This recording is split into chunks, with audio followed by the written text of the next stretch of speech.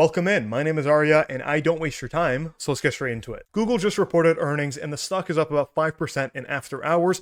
And as the title would suggest, this is one of the most profitable dying companies in the world, and we're going to be covering the full earnings in today's video, going over all the different segments and KPIs, the progression of those segments, some key information that the CEO was able to provide, and other various commentary around that. And so with that, I'm going to jump over to finchat.io, which is the sponsor of today's video, in order to hit on some segments and KPIs. If you watch the videos regularly, you know that I absolutely love using finchat.io for all my stock research needs, and I pretty much use it every single day. The stock research platform has complete financial data on all stocks globally, and the best part is that they're the only aggregator of over 2,000 different segments and KPIs. And these segments and KPIs are provided to you in a very timely manner. So for example, if we wanted to go over and take a look at the Google search revenues and kind of track the progression of that over time, I'm going to go over to a quarterly view here actually, and I'm going to bring in the percentage change. Here we go. That should be better. So as you can see, we're able to track the quarterly Google search and other revenue, and we're also additionally able to see the year-over-year growth rate of those revenues. Additionally, another cool feature that I like to track over time is this common size button right under the search bar. What this does is we're able to track the progression of YouTube search revenue as a percentage of total revenue.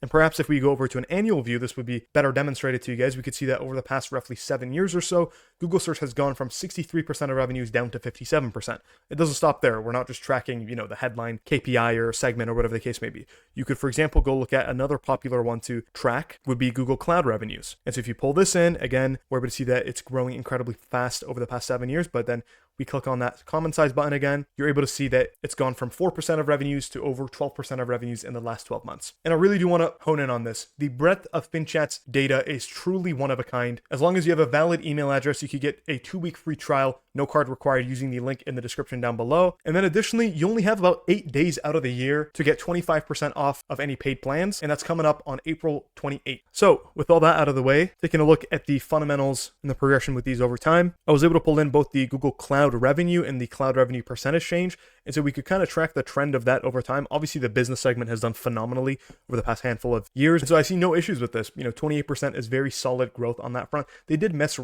revenues by I think it was like 10-ish million, maybe 100 million in terms of revenue. But, you're talking about a $12 billion a quarter revenue business. So an odd 100 million here and there, it really doesn't make too much of a difference. And additionally, they actually said on the earnings call that they're scale constrained. So I think this is sort of a underreported, maybe under-earning sort of number. I think a couple quarters down the line, when they make more AI investments and that type of stuff, you could easily reaccelerate back up above 30% in terms of the revenue growth rate on that front. YouTube was a bit of a disappointment, to be quite honest with you. This is one of the lowest growth rate quarters that we've seen in a while.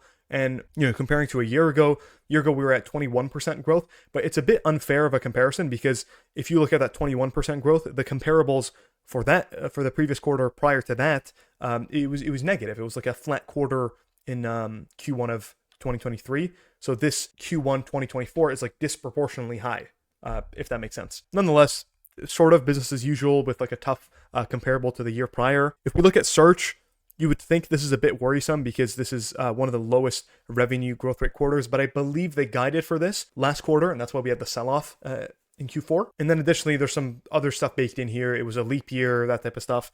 Q1 in general is a generally weaker quarter altogether. There was a pullback in terms of political ad spend, so just a whole bunch of stuff hitting at the same time. But nonetheless, I wouldn't be too worried about just a one random quarter in terms of growth. Moving on, one last chart I want to show you guys, and this is using FinChat's newest custom metric feature. So you're able to plot in multiple different KPIs or metrics or whatever, and you can kind of pin them against one another. In this case, I'm able to pull in Google Cloud operating income and Google Cloud revenue.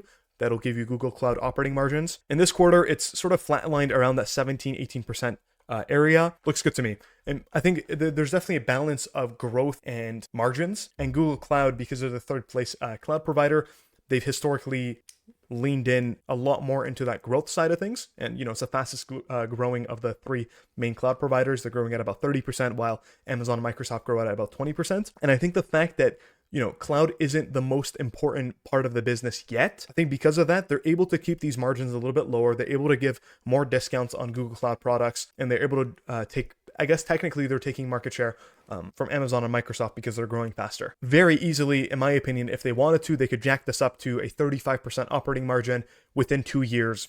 absolutely no problem simply by just like raising prices and that type of stuff. But of course, they want to be that low cost provider for now to gain market share and be able to grow that top line even more. And they're able to do that, by the way, because for both Microsoft and Amazon, the cloud segments are the most important components of both of those businesses by far.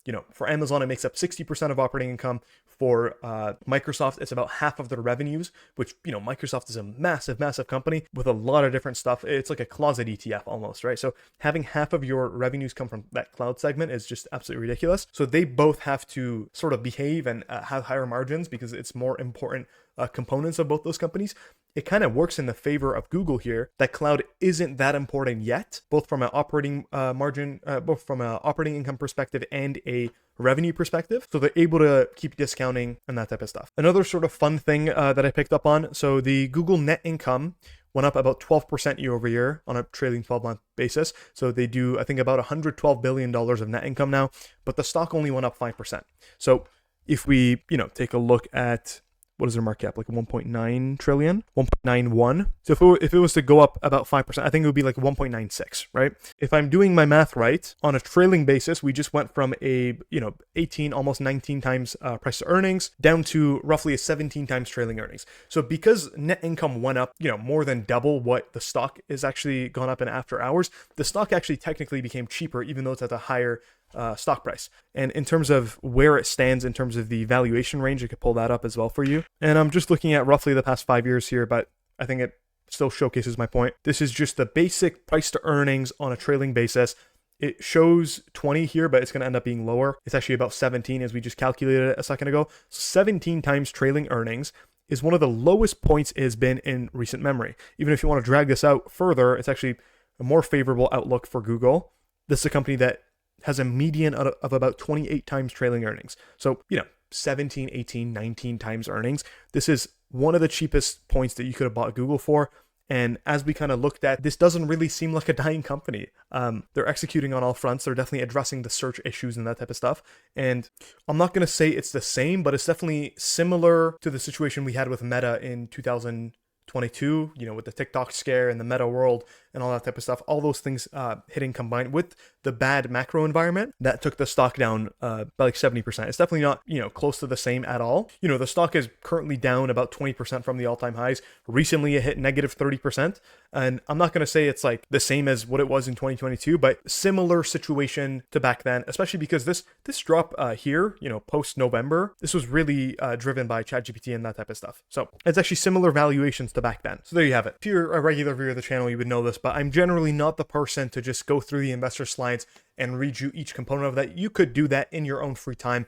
I'm not going to be reading to you the earnings per share down to a decimal point. What I'd like to do instead is to go over the sort of commentary of the CEO and how they're seeing the business prospects and how those things are developing over time. And I actually don't know if they have a full team running this account or if it's just one individual person that's doing it, but the Transcript, as the name would suggest, is an account that provides to you exactly that. So they bring quotes basically right away as soon as the earnings are out. These guys pull a bunch of different quotes from the transcripts and the earnings call and that type of stuff. So the main sort of thing that kind of made headline news here is that they're seeing strong growth and boosted engagement with the AI overviews that they rolled out. So if you guys are not familiar with, but basically they, instead of having the core search for a lot of queries that you put into search, what ends up happening is there's an AI overview that summarizes the information for you and that type of stuff. They've had that since, I want to say summer, like late summer of last year. So they've had it for just under a year that they've had that there. And so it's been an amazing feature. I personally derive a lot of value from it. And they said that they have 1.5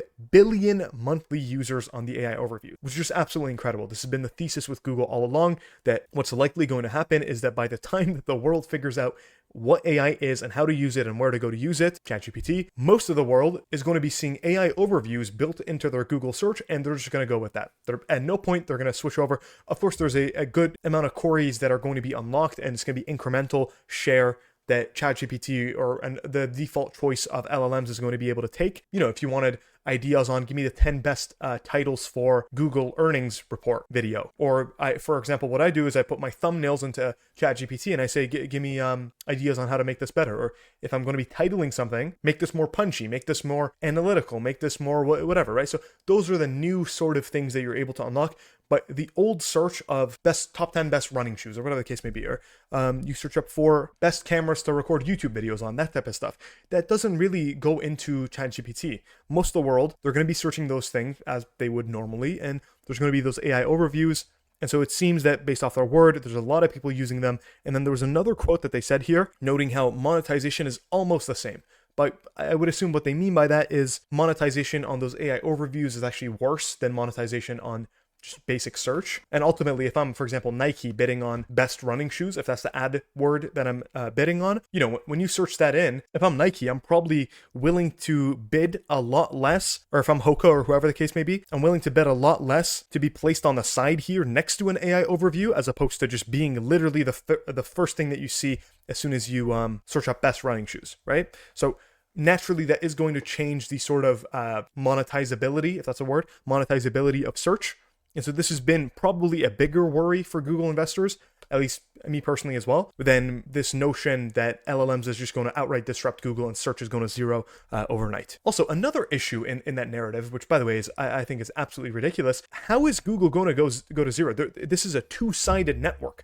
There's Google and there's also advertisers. Advertisers are ultimately paying the bills for Google. If LLMs is going to disrupt Google, it's not simply a means of the user switching over to ChatGPT. That's part of it. But also those advertisers, they can't just simply switch over to ChatGPT, because ChatGPT, as the CFO or COO or something like that, they outright stated that they're not going to be pursuing an ad model. They've thought about it. They're not going to be doing that. They want to do subscriptions like they have been doing for now, and they're not thinking of pursuing an ad model anytime soon. Maybe at some point later down the line, but they're already at 500 million weekly active users. So, they've hit scale. If they wanted to monetize it, they could monetize it now. But anyways, to me, it seems like that whole narrative is just absolutely ridiculous and probably won't be taking place anytime soon. Capital expenditure, as expected, was up to $17 billion. They reiterated that they think it's going to be $75 billion of CapEx by end of the year. This is directly from the CEO, as I was mentioning with the AI overviews a second ago. They said, nearly a year after we launched AI overviews in the US, we continue to see that the usage growth is increasing as people learn that search is more useful for more of their queries. So we are leaning in heavily here, continuing to roll out features out to new countries, to more users, and to more queries. Incredible. Aligns perfectly with the thesis all along. There's another quote. Alphabet CEO says YouTube now has over 1 billion, not users, guys, active podcast users, people that are listening to podcasts on YouTube. YouTube Music and Premium reached over 125 million subscribers, including trials globally. So we could take this a bunch of different ways. First and foremost, 1 billion monthly active podcast users, even though they're not really considered the main place for podcasts, Google is quickly actually becoming, alongside Spotify, the default choice where people consume their podcasts. Now, on top of that, that adds to another component of the Google thesis that is just not talked about. I don't see anyone mention at any point. And actually, I'm going to find the tweet. Give me a second. Now, this is a tweet that is also within my Patreon, which, by the way, if you want to come hang out with me, top link in the description to gain access to the Discord. But it had about 700 responses, or 600 actually, sorry. But which, for my account and size and that type of stuff, I thought it was pretty decent. And I basically asked, for research purposes, what are your thoughts on YouTube Premium?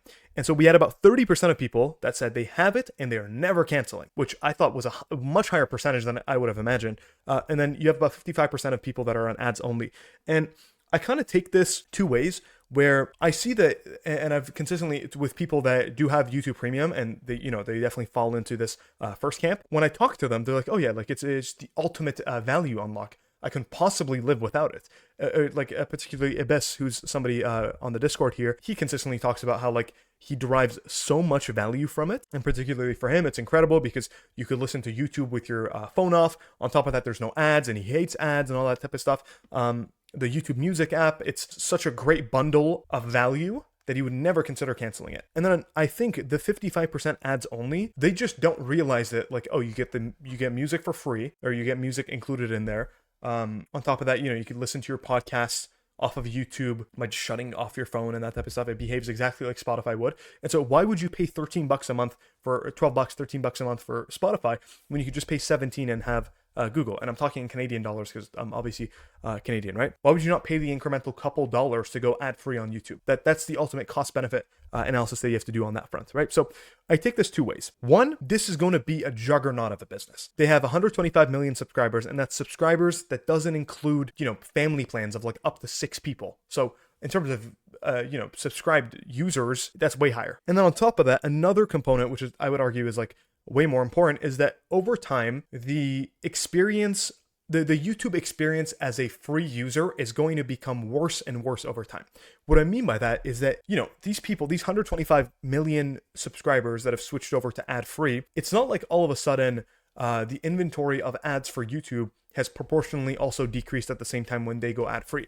If there's 100 users on YouTube and there's 100 ads to serve them, each person gets on average about one ad, call it per day or whatever the case may be. But then all of a sudden, if out of those 100 users, 10 of them subscribe to go ad free, you have 90 users and you still have those 100 ads that you need to show somewhere. So what ends up happening is on average, you end up showing more ads to a smaller and smaller number of people who are still on the ad model, that are still free users. And so over time, that's how you have the scenario of like, historically we used to have one ad on YouTube that is only 5 seconds, that you could skip after 5 seconds. Then there's 2 ads, and then there's 2 ads, one of them you can't skip. Then there's 2 ads, both of them you can't skip. So over time, the number of ads and the ability to skip them or not skip them, the duration of the ads, all that type of stuff, that's going to become an overall worse experience for the free YouTube user. And that should translate to an acceleration in number of conversions, because people are eventually going to be like, especially TV users. I know that YouTube on TV, they actually show more ads, more annoying ads, that is. And so somebody sitting there, if they want to watch their YouTube video that's 15 minutes long, if there's a minute long ad, eventually those people are going to be like, you know what, you got me, I'm going to pay the $15 a month, it is what it is. And then at the same time, their eyes open to the fact that there is the music streaming, there's other benefits to it, the podcast listening, that type of stuff, right? So this is a very underrated component of the Google thesis, and definitely something that I think there's a massive monetization lever that they could pull on for future revenue growth. And lastly, if you enjoyed me breaking down Google's earnings, I'm actually going to be uploading an exclusive video right after this one over on the Patreon. I'm going through ServiceNow's earnings, Chipotle, Lam Research, Intel. I actually broke down Google as well, so that's going to be uploaded after this one. And then additionally, I'm going to be uploading the same thing for big tech earnings next week. So we have Amazon and Apple and Microsoft, all that type of stuff is coming out next week. We're going to be doing a video on that exclusive on the Patreon. And additionally, you can just join the Discord just to come hang out. We have, I believe, over 250 members now. So we have a fun little community over there. That's, again, linked towards the top of the description down below. You can also check out FinChat while you're down there. And other than that, have a great day.